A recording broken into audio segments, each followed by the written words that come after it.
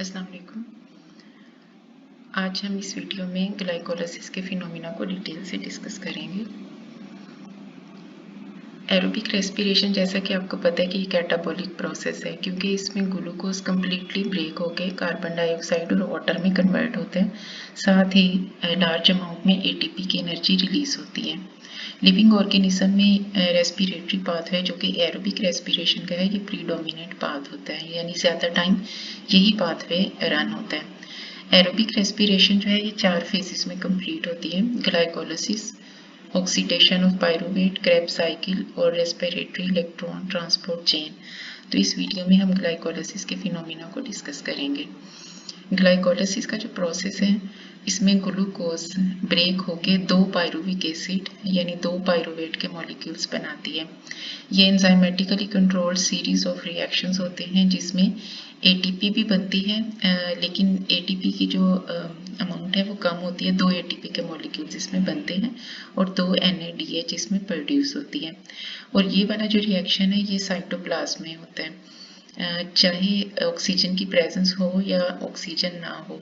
That is it takes place in the presence of oxygen and also in the absence of oxygen equally good. तो इसलिए oxygen की जो है presence हो इसके लिए ज़रूरी नहीं है। इसकी 2 फेजेस में ये कंप्लीट होता है। एक को कहते हैं प्रेपरेटरी फेज और दूसरी कहलाती है ऑक्सीडेटिव फेज या पे ऑफ। तो इसमें प्रेपरेटरी फेज जो है, इसमें ग्लूकोज के मॉलिक्यूल ब्रेक होके 3 कार्बन कंपाउंड में कन्वर्ट होते हैं, यानी ग्लिसरल्डिहाइड 3 फॉस्फेट और डाईहाइड्रोक्सी एसीटोन फॉस्फेट इसमें कन्वर्ट होते हैं। और प्रेपरेटरी फेज के बाद जो है फिर ऑक्सीडेटिव फेज या पे ऑफ होती है फेज। जो प्रेपरेटरी फेज है यही इन्वेस्टमेंट फेज भी कहलाती है, क्योंकि इसमें 2 एटीपी के मॉलिक्यूल्स कंज्यूम होते हैं। और जो ऑक्सीडेटिव फेज या पे ऑफ फेज होती है, इसमें एटीपी के मॉलिक्यूल्स जो हैं ये बनते हैं। और ये वाली ऑक्सीडेटिव फेज जो है, इसमें जो NADH है ये खुद रिड्यूस हो जाता है और ऑर्गेनिक मॉलिक्यूल को ऑक्सीडाइज कर देता है। तो अब हम इसके जो 1 बाय 1 जो है इसके रिएक्शंस उनको स्टार्ट करते हैं। तो सबसे पहला जो इसमें प्रोसेस होता है उसे फॉस्फोरिलेशन कहते हैं। फॉस्फोरिलेशन जो है, इसमें ग्लूकोज ब्रेक होके ग्लूकोज 6 फॉस्फेट में कन्वर्ट होती है। तो ग्लूकोज कन्वर्ट हो रही है ग्लूकोज 6 फॉस्फेट में और इसमें एटीपी कंज्यूम होती है। एटीपी से ही जो फॉस्फेट ग्रुप है वो ग्लूकोज के साथ अटैच हो जाता है और 6 कार्बन के साथ जाकर अटैच होता है और ग्लूकोज 6 फॉस्फेट बनती है।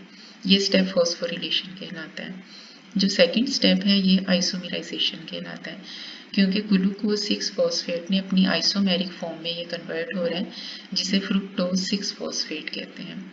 और फिर जो तीसरा स्टेप है ये भी फॉस्फोरिलेशन ही कहलाता है। इसमें fructose 6 phosphate fructose 1,6 bis phosphate में कन्वर्ट होता है, यानी कि एक फॉस्फेट ग्रुप कार्बन नंबर 1 के साथ अटैच होगा और एक कार्बन नंबर 6 के साथ अटैच होगा। और पिछली में एक वीडियो में आपको बिस फॉस्फेट और बाइफॉस्फेट का डिफरेंस बता चुकी हूँ। तो फ्रुक्टोज 1,6 बिस फॉस्फेट ये फॉस्फोरिलेशन से बन गया। नेक्स्ट जो स्टेप है ये स्प्लिटिंग कहलाता है। स्प्लिटिंग में जो फ्रुक्टोज 1,6 बिस फॉस्फेट है ये 2 मॉलिक्यूल्स में ब्रेक हो जाता है। 3 कार्बन मॉलिक्यूल्स होते हैं, एक ग्लिसरल्डिहाइड 3 फॉस्फेट और दूसरा डाईहाइड्रोक्सी एसीटोन फॉस्फेट।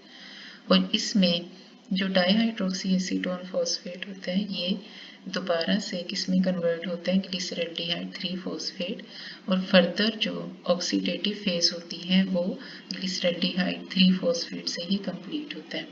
तो जब ग्लूकोज 3,3 कार्बन कंपाउंड में कन्वर्ट हो गया, तो यहाँ पर जो फर्स्ट फेज है यानी कि जो प्रेपरेटरी फेज है ये ख़त्म होती है। और अब जो है इसमें ग्लिसरल्डिहाइड 3 फॉस्फेट ये फर्दर कन्वर्ट होगा 1,3 बिसफॉस्फोग्लिसरेट। और ये एक ऑक्सीडेशन का प्रोसेस है, क्योंकि इसमें ग्लिसरल्डिहाइड 3 फॉस्फेट ऑक्सीडाइज हो जाता है और जो NAD है ये रिड्यूस फॉर्म में आ जाएगा NADH में। और इसमें इनऑर्गेनिक फॉस्फेट जो है ये ऐड होती है, जो कि कार्बन नंबर 1 के साथ जाकर अटैच होके तो 1,3 बिस फॉस्फोग्लिसरेट बन जाता है। इसके बाद जो अगला जो प्रोसेस होता है इसमें एटीपी की सिंथेसिस होती है और इसमें जो एटीपी जो है वो एडीपी और इनऑर्गेनिक फॉस्फेट, और ये इनऑर्गेनिक फॉस्फेट कहाँ से आती है, ये कार्बन नंबर 1 वाला जो फॉस्फेट ग्रुप है ये एडीपी के साथ अटैच होकर इसको एटीपी में कन्वर्ट कर देगा। ये जो प्रोसेस है ये सबस्ट्रेट लेवल फॉस्फोरिलेशन कहलाता है। और सबस्ट्रेट लेवल फॉस्फोरिलेशन जो है इसमें एटीपी की सिंथेसिस होती है without entering into electron transport chain. Electron transport chain जो फर्दर हम पढ़ेंगे उसमें एटीपी एक्चुअली बनती है, लेकिन यहाँ पर जो एटीपी बन रही है इसको हम सबस्ट्रेट लेवल फॉस्फोरिलेशन कहते हैं, क्योंकि ये एक ऑर्गेनिक मॉलिक्यूल से फॉस्फेट ग्रुप लेता है और एडीपी के साथ अटैच होने के बाद एटीपी बनती है। फिर उसके बाद ये जो 3 फॉस्फोग्लिसरेट बना है ये 2 फॉस्फोग्लिसरेट अपनी आइसोमेरिक फॉर्म में चेंज हो जाएगा।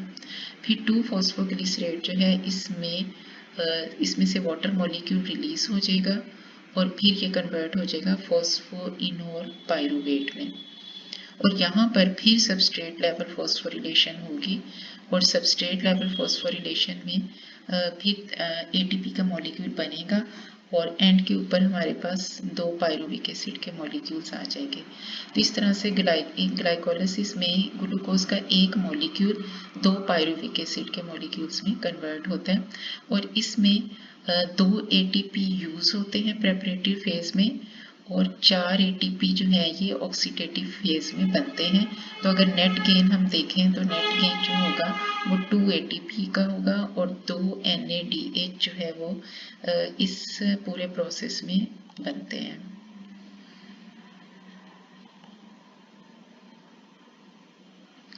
ये जो ग्लाइकोलिसिस है इसी का ही जो दूसरा नाम है EMP पाथवे भी इसको कहते हैं, क्योंकि इसको 3 जर्मन साइंटिस्ट ने डिस्कवर किया था, एम्डन, मेयरहोफ और पेर्नस ने, तो इस वजह से इसको EMP पाथवे भी कहते हैं। और ये हर जो स्टेप है इसको एंजाइम कंट्रोल करता है। ये जो लास्ट स्टेप था इसको पायरुवेट काइनेज कंट्रोल करता है और फॉस्फोइनोल पायरुवेट को पायरुवेट में कन्वर्ट कर देता है। तो इसमें 2 जगह के ऊपर सबस्ट्रेट लेवल फॉस्फोरिलेशन होती है जिसके नतीजे में एटीपी प्रोड्यूस होती है।